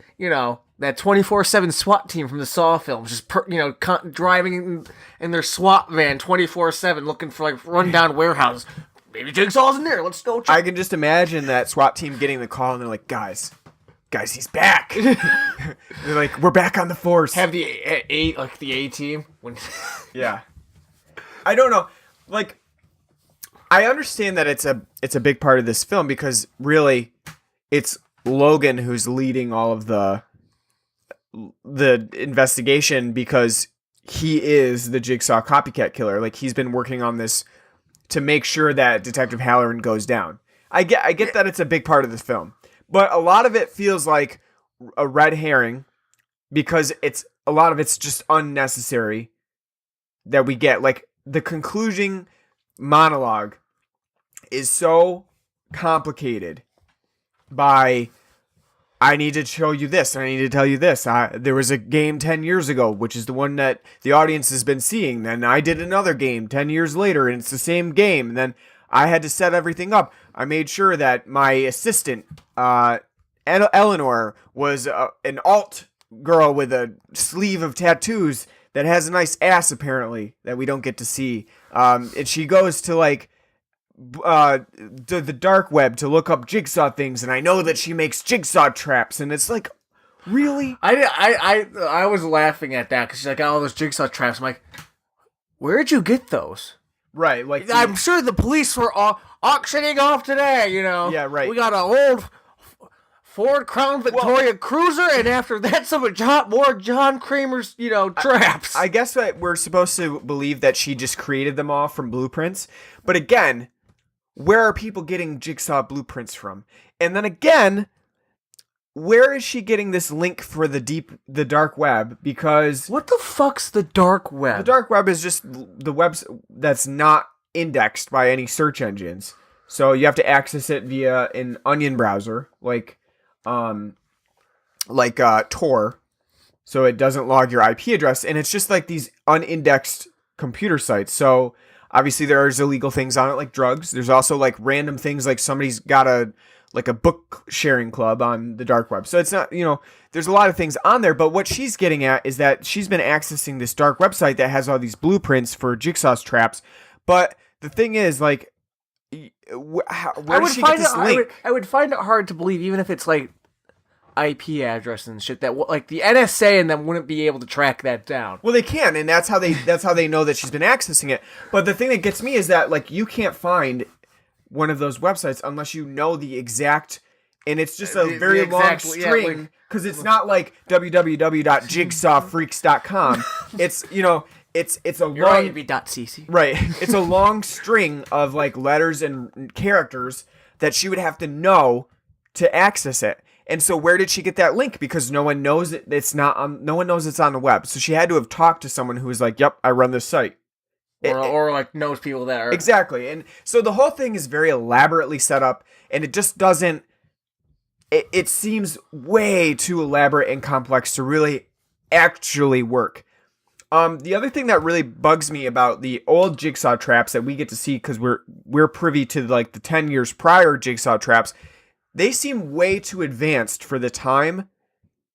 Like, yeah, it's like that's not 2005. Right, exactly. They seem too advanced for like what Jigsaw was doing, because back then Jigsaw was doing very minor, like, wire work. Like the bear trap is relatively minor. It's not really run on technology. It's more of a like pull this wire to get it started, and then it just counts down until it goes off. Whereas these traps, he's got an elaborate security system. Yeah, it's all timers and countdowns, and it's all very much run by technology. It just seems way too complex for that time period for Jigsaw to be doing. So those are two areas that I think he's a busy cancer patient. Yeah, he's got a lot of spare time. He does a lot of work. Lifting. I don't know though. So how did you feel about the killer, like the real one, the copycat killer that is in this film? What did you think? Called it the second I saw him, and he's like the first words he said. Not trying to brag or anything, but I don't know about you. It seemed pretty obvious. I didn't call him specifically, but it seems very obvious that they're making Eleanor out to be a fall guy when she really is not, because they're doing way too much to make her seem like the killer, because she has Jigsaw's traps and she accesses his website. She's a redhead, so obviously she's weird. But she's got tattoos. Yeah, no, but not like that. It's like the kind of thing like with Amanda, like how when you get to like Saw 4, they're like, it can't, Amanda couldn't have done this alone. She would never have been able to lift the person up into the the female detective into that trap that rips her rib cage open. So there had to be an accomplice. Yeah. Same thing with her. It's like she ain't going to be right. Yeah, rigging up these traps and being able to. Yeah, I agree, and I think that in that case, it really leaves no room for anybody else to have done it, especially because Matt Passmore is a pretty big guy, too. So, like, it makes sense that he'd be able to do, like, rig up all these traps and pick people up and put them where they need, it just makes sense. And the film makes it pretty clear that he's got a hard-on for taking out Detective Halloran, because it's no secret that he thinks that, like, he's the reason why, like, 8-year-olds were murdered and his wife was killed. And they keep bringing up that fact of, like, well, is this about, and I don't even remember her name, but is this about, like, Sharon or whatever her name was? It's like, no, it's not about Sharon, but an 8-year-old died because Detective Halloran let this killer go. So they put the motive there, and it's very clear. I don't know. I wouldn't say that I almost thought it could be Eleanor just because they made it so, like, ridiculously outlandish that it would be her, because it made it seem like she was obviously going to be the killer, so she wouldn't be. And not like that, when they're like it's got to be Detective Halloran. It's like, no. Right. And it's like when they're like, oh, when Logan's like, it's, when they're like, who gave the order to, just shoot the, the detonator, not hit, him. Yeah. And they flash back like, oh, he shot him, but it's... Yeah, it's but he didn't shoot, They're making it too obvious, and at that point, I feel like the twist itself is kind of ruined, because, for one thing, it's really clear when they get to the barn that the game that we've been seeing is not being played. And there was no question about it, because, like, 3 days pass in, like, regular investigation. There's no way that those people were there for 3 days. Yeah, body a day, Yeah, so that's pretty clear. It's also clear that Jigsaw is not alive, because if you followed the films at all, you see his goatee, and that's very reminiscent of when in the previous films when they flashed back before that he had that before, like, his radiation and everything when he had cancer. Yeah. So I would say that the twists themselves are not very revelatory. Like, it doesn't seem surprising when you get to it. It's more so like, wow, that's a lot of setup. This guy was really motivated, and that's like a crazy level of setup to recreate the games 10 years later, and make sure he's at the right places at the right time. Like, he's constantly at the morgue, like, switching bodies out. He exhumes Jigsaw's body, places a new guy in the coffin, and then puts the coffin back, and then it's not apparently layers a perfect level of grass on it so that no one realizes that the body's been exhumed previously, which is never really brought up at all, because, like, in that case, they suspend your disbelief. Yeah, they bring a backhoe, they exhume the body again, and no one's like, well, it looks like somebody's been digging here. Like, no, but obviously they had to have. It's just, there is a lot of suspension of disbelief in order to believe that Logan could have done all of this, like, within a short period of time. I'm assuming with the next one we'll get, like, he's got accomplices, Absolutely. There, for us to believe it, there had to have been, because there's no way that all of this stuff could have occurred while he was, like, doing regular investigations for work. Like, yeah, I'm at work again, guys. Like, just autopsying bodies. There's no way that it could have happened without somebody being suspicious of him. And we even know that, like, Eleanor's getting tailed. So they're concerned about her, and they're concerned about Logan too, because they think, like, they're working together. So it defies belief that they wouldn't have at least, like, had a tail on Logan as well, like, tailing him to the cemetery. And not only that, they do bring up that he was, a captured soldier in Fallujah and was tortured, Right. Obviously, out of, like, all the people, he'd be the one to be, like, enacting his torture on somebody else. Well, not that, because what we find out from the end, he speaks for the dead. So his morality is, like, he's taking, he's punishing those who have, led to the wrongful deaths of people. Yeah. Which I'm fine with that and all. I mean, I think that's straying a little bit from, Jigsaw's MO of it being about people who don't value their life. And it makes sense, too. Because Jigsaw's whole thing was, he finds out he has cancer. He's going to die. he tries to kill himself because he doesn't know how to handle that. Right. And He wants to. And then when he comes, he doesn't successfully kill himself. He's reborn as Jigsaw because he's like, I learned like I only have a small amount of time. I need to value my life, and then it's compounded on further in other films. We find out he's got a wife, and we're gonna have a baby, but a druggie led to the baby's death, and I mean, I think it makes sense for Logan because that's like his hang up, and he's gotten over it. So now his obsession is making sure that people pay for their for mistakes they made previously that led to other people's deaths. And, it makes sense that because he is not Jigsaw and he's not following Jigsaw. But he was following Jigsaw. Jigsaw's the one who trained him. He says at the end, Jigsaw's the one who gave him purpose and meaning in his life again. So he's supposed to be following the tenets of Jigsaw, but at the same time, it's being warped again. Like, yeah, and people have their own, like, which I guess perceptions of like what people are trying to tell them, so it makes sense. Yeah, I was gonna say, well, I guess it does make sense because Amanda couldn't cope with being responsible for the deaths of people. That's why instead of having them suffer, her traps killed people. And then Costas Mandalore was kind of like getting revenge for his sister or whatever. It was his sister, right? Yeah, I think it was his sister, and not only that, and kind of just trying to cover his own ass at the same time too. Yeah, but yeah, I mean, he's all right. He's just, I mean, you mean Logan himself? Yeah, he's all right. I mean, you're not really. He's not captivating. Again, like one of the things that makes people like I said, one of the reasons why people love Saw is because of Tobin Bell. Mm-hmm. This, in spite of the films, themselves as they go along, the scenes he's in, he's captivating, and he is in this too. He does, yeah. He holds your attention. You listen to him, and he does give a strong performance in this. I think he's definitely the highlight of the film. You know? But that's where the film has its problems. Is the fact that they're gonna just have to constantly come up with ways of how can we flash back to Jigsaw while something else is going on. Yeah, they can't just do Saw 1 again and have just one game.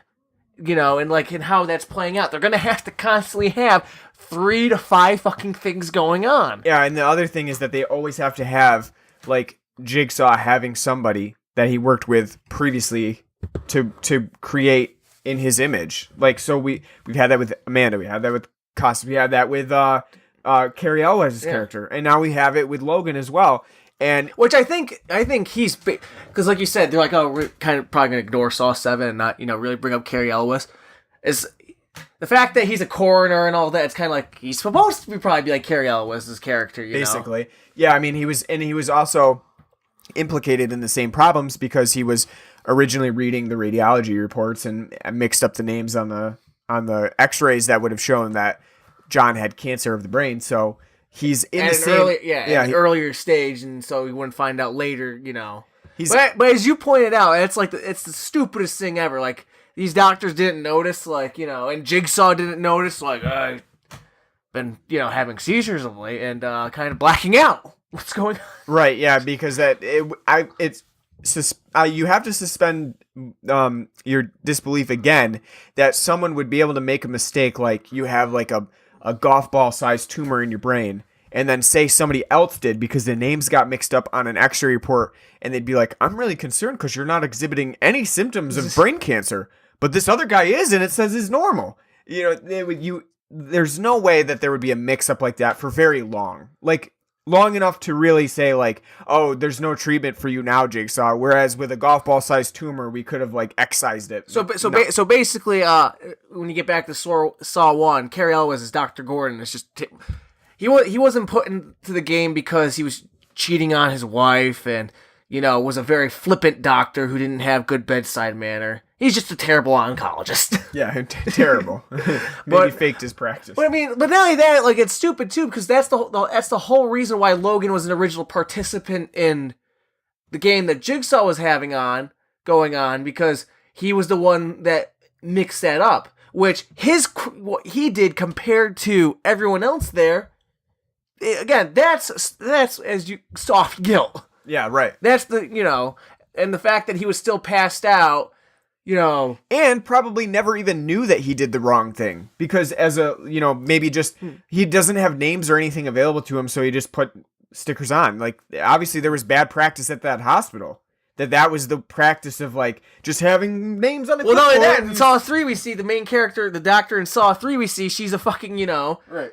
She's a scumbag too, because she's, like, cheating on her husband, and she's very distant, and she's, on drugs and stuff, and, depressed, and, like, it takes, But, I mean, no, it's, like, it's stupid. So, like, after watching that whole first trap happen with the saw blade and stuff, Jigsaw runs and saves him, because he's like, I guess I made a mistake. You don't deserve to be, right. Here. You were, you weren't able to participate in the game because you were still passed out, and maybe you mixing up that X-ray wasn't, the worst thing that you could have done. Yeah. I don't know. I mean, I think Logan is really.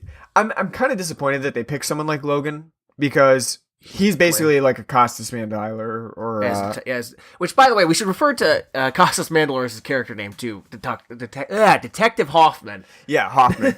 Yeah, but he's basically the same. He looks very similar. Just a bland guy, right? Like, no outstanding personality. Like, the only moment you really get to see Logan's personality is like, I didn't call him, useless bastard. Whatever. I called him like an incompetent asshole. Yeah. And it's like, he made a funny, And then when he's like playing catch with his daughter, like that's what you get for him. And I would argue that we do, to make him like Jigsaw, we need a little bit more. We need more than just an exposition dropped over some showing of his scars that says, like, he was in Fallujah and, people did torture to him. That's telling and not showing. You don't get pretty much anything else from his character, and that's probably what makes him so bland throughout the film. And that's part of the franchise as a whole. One of its problems is it's very exposition dump heavy. Like, you get to like halfway through the film, it's got to have like a huge exposition dump. Then you get like 3/4 through it, it's got to have another exposition dump. And then when you get to the twist at the end, another exposition dump. Yeah, the twist itself in this film is like 15 minutes. Like, no joke, like 15 minutes of exposition. It's too much. I think that it's an overload, because not only in that exposition are you forced to kind of like listen to this guy as he lists off all of these things that he did. You have to kind of put it into an order, because we saw 10 years prior, but he did a game 10 years later.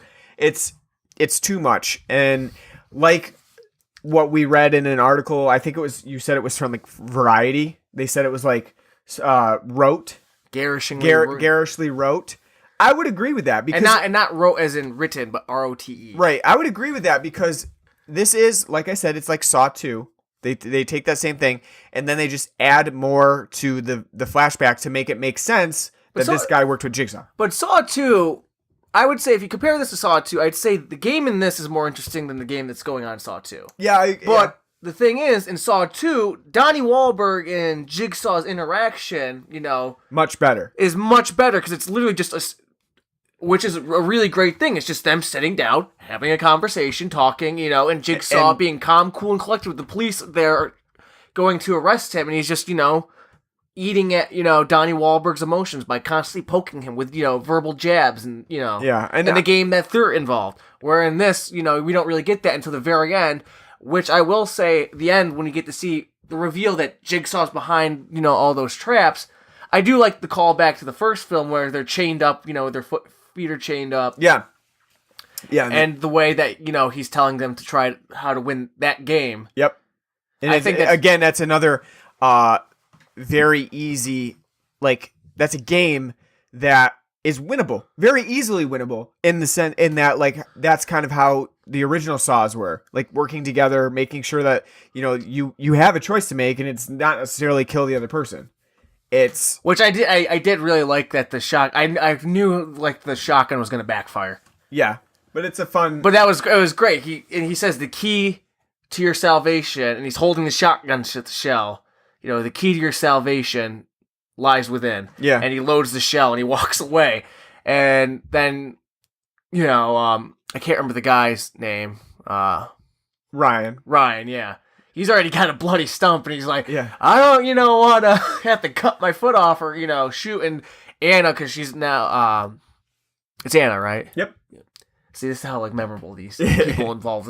Then again, most of the people in Saw you don't really ever remember their names. It's just not like, really because they're like just like person number 5. Yeah, just fodder for the machine. But she's hysterical. And she's like, no, we got the way to win. I gotta kill you. And he's like, no, don't. And then then as soon as she's about to pull the trigger, he realizes what he meant. Yeah. And then she shoots and it backfires and the shell explodes in her face. And then he picks up the shell and sees the keys were in there. And I'm actually kind of... And they do flash back to 5 seconds. Yeah, 5 seconds ago when he did that. Well, I do appreciate that because there are people who are going to be watching these films and not be paying attention to that. Like, true. So it's like, again, if you're not going to... They probably, when they made this, they knew, like, people probably are going to watch this film several times over, like, kind of, like, pick through, like, all the hidden meanings and stuff. So, like, here you go. The keys were there. Right. And I'm kind of glad that it was Ryan that was the last one to make it through the games because he was probably the most enjoyable of them because he's always got, like, sarcastic, wry humor throughout the entire thing. Not like that, he's, like, a total asshole. He's like, what are you doing, lollipop? Yeah, I know, yeah. Yeah, just he reminds me of the guy from Saw 3, kind of. Like the schlubby guy from Saw 3, the one that's playing the game throughout, like has to go through all of the... He kind of reminds me of that. So I think that was like another like... He kind of reminded me of if it was John C. McGinley, like put into a Saw movie. Oh yeah, kind of, yeah. Like if just imagine like a kind of frumpier Dr. Cox walking around. Like yeah, I mean, I would say that like some of the humor is a little cringy, but his was the best character because he has the most personality. That line when Billy comes riding on the bike and he's like, "That isn't creepy." You might as well just have like CSI Miami. It's like, yeah, yeah, basically, yeah, with the intro montage. All right, so should we get into a rating? No, is there anything else you want to talk about? Not really. I think we covered pretty much everything. I think that... Oh, did you want to mention the fatality scene at the end? Yes. Oh, yes. Thank you, because that talk about effects in this. In general, I think when they do practical effects in this, like the autopsy bodies, looks really good. Yeah, it looks really good. Yeah, looks really good. The autopsy scene itself is and there's several. Yeah, I think the first one that you see with like the caved-in head, yeah, that's pretty effective. And I think it got some people in the audience because there was some like groans from the audience in this. And that, when I say audience, I mean like 10 people that were in the audience attendance that night. No, it got up to like 20 by then. Did it? Yeah, because there were people that walked in late. Yeah, so there's quite a few, but that part did get some groans, and I think they did a good job of that. But yeah, no, I think the practical effects in this were really good. Yeah. It's definitely a highlight of the film. Problem is when they rely on CGI, like we said before in the grain silo trap, where you can obviously tell it's these terrible looking knives and CGI knives and pitchforks and shit falling down. Looks awful. The last trap and the last death scene relies on CGI. Yeah. And it's fucking terrible. Yeah. Absolutely terrible. Because at the end, by the way, this is like, hey,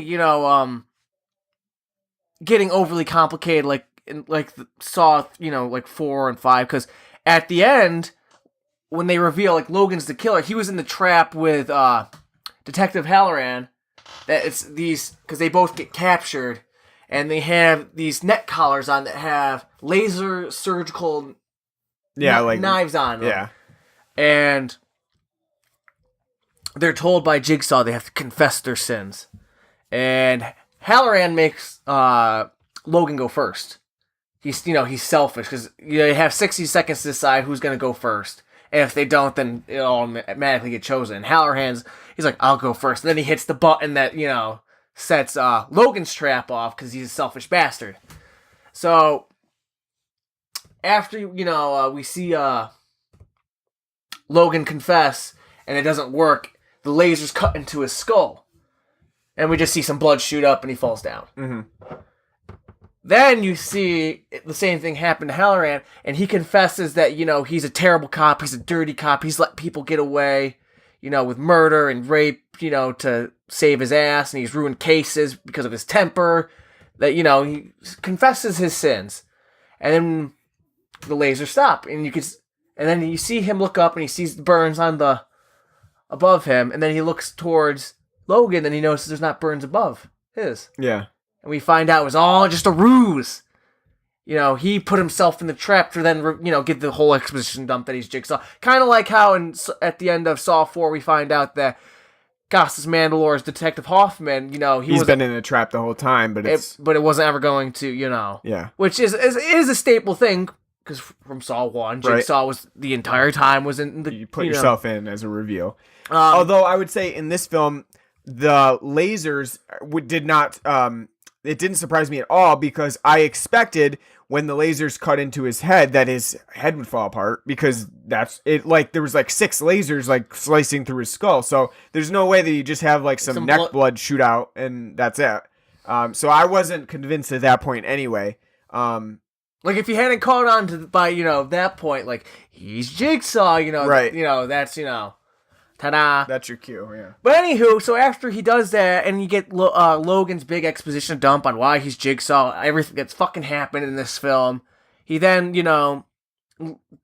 restarts the collar on Halloran, to tell him that he's getting punished, even though, like, he confessed his sins, he played the game, he was selfish, he lost, and so now he's going to pay. Right. And so you see the lasers then cut through his head. And they CGI his head getting cut open. And it looks so fucking bad. It looks like a Mortal Kombat 10 fatality, the one with Kung Lao called the potted plant, where he cuts your head up in the body and the head falls down onto the body and it looks like a Venus flytrap, in a potted plant. That's why it's called pod plant. So what it looks like, his head splits open and it looks like a flower blooming, like, hey! Yeah. As, like falls apart and... Yeah, It looks just absolutely terrible. I mean, I think it would have been a difficult thing to do practically, but I wouldn't have done it. Right, I wouldn't have done it. The whole reason why they got the lasers is because he's a doctor and like right. What a priest. Yeah, I wouldn't have done it. It looks it looks so fucking bad. Yeah, I agree. It's really laughable. I wouldn't have. I can't imagine anyone cringing at that. Like, Yeah. It's just... Yeah, it doesn't look very good. I agree with that. I think that was a poor choice to do that trap altogether. Especially because, like we said, like when they do use practical effects in this, it's really good. When they go to the CGI, well, it does not look good at all. Right. Yeah, they struggle with that. All right, now I think we're good to do a rating. So, out of 10... Let's do 10 poison-filled needles, because that needles, for whatever reason, comes up quite a bit in this film. From the needles in the second game to the needle that they insert under the fingernail of a dead body. Comes up quite a bit. It's just, again, that's another Saw staple. Someone's some stabbing needles in. So 10 poison-filled needles. And 6 in Saw 2, you also had the needle trap. Yep. But give it a 6. It wasn't that big. It wasn't a slog to watch. It's only an hour and a half. It didn't really feel long. Like whereas most of the Saw films come around the 90-minute mark. Some of them do feel like a slog to get through. I didn't think this one was boring. I like the fact that they updated how the film was shot to make it, so the production on this film is good. I don't think any of the actors really in this were great outside of Tobin Bell. I will say I did like, Clay Bennett as Detective Keith Hunt, just because he was kind of like the way he kind of portrayed himself. He was enjoyable, and I thought I think it's a good sequel. I can compared to most of the sequels in the Saw franchise, I thought it was pretty good. Give it a 6. All right, I would agree with you. Actually, I would probably give it a 6 as well. I think that I liked it better than Saw 7. The final chapter when that came out. I thought it had some good callbacks. Captured the feeling of a Saw film while also updating it for the new, 10 years later. Obviously, you want to update it a little bit. It gave it a little bit more of an action feel in a cop procedural, which some people will take or leave, but I think that it at least adds a nuance to the film that sometimes like Saw other films in the franchise were just kind of like really just copycat. Like, let's do the same thing as a formula, but at the same time, like I said before, the rest of the films are really cop heavy. Like again, like Saw 4, you have the whole like interrogation of Jill Tuck and you do get some of that, but you're right. It does come off more as like instead of just like there's cops involved in the story. Like it's like that's a big part of like this film. Yeah, like I like most of the traps, especially because I think that they do have, besides the technology that's used with them, they do have a simplicity to them that makes sense within the time frame. Some of the things I didn't like was, as we mentioned, the CGI that does occur occasionally. I did not like that they needed such a like complicated exposition dump at the end of the film, even though that is a Saw staple. I think here it's very egregious. They go too far with it. I don't know that any of the red herring scenes, like during the actual detective moments, are very. I don't know if they're like they work that well, because I know that I wasn't very surprised by most of them. So it did feel like they were going for a huge twist, but it didn't really pay off. But other than that, it's pretty enjoyable, especially if you're fans of the Saw series. And I do think that it did go by pretty quickly, so it wasn't like a huge slog to watch. It was enjoyable. It was. I guess I would say it was fun. It was a fun time to watch for Halloween. Almost wish that they would have released it like a couple weeks earlier than they did, though, because it's so close to Halloween that some people are not going to be able to get out to see it before Halloween is over. You don't care enough. Yeah, I guess, but. So actually, you know what? After today, it should be pulled from theaters. Yeah, I think that was enjoyable, and I would recommend that if you've seen the other Saw films, you go see it. It's not like something horrible where you're going to be very let down. So I think that's a success in itself, and somewhat better than like the later films in the Saw franchise. So also surprising because sequels don't generally get better over time; they just keep getting degrade. So that's it. I hope you enjoyed our Halloween episode. We will not be back for our usual Thursday episode.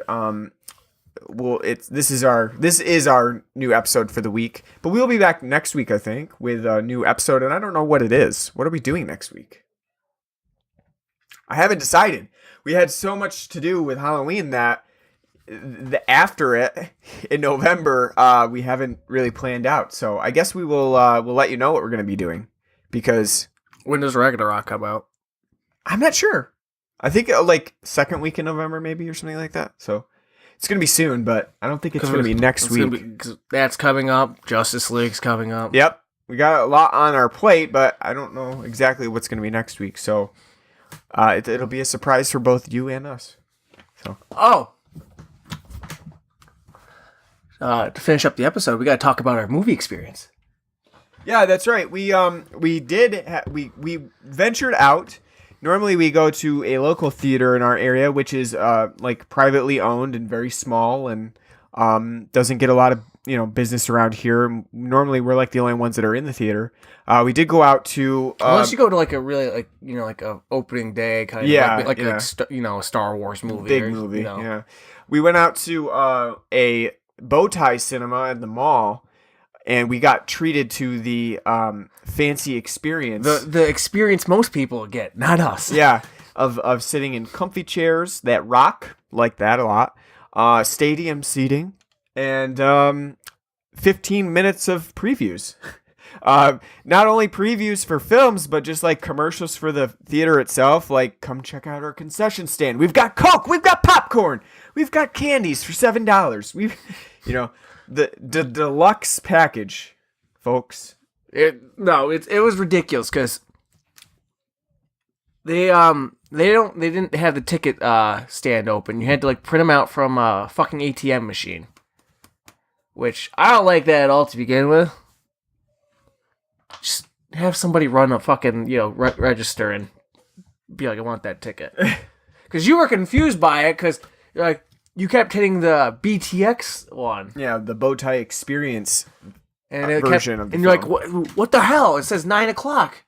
It said 8 o'clock on on Yahoo. What the hell's going on? And I had to be like, it's right here. It's separate. Yeah, it was weird. It was separated from the other showings. But it was $13.50 a ticket. Yeah, which to most people are probably like, yeah, so right.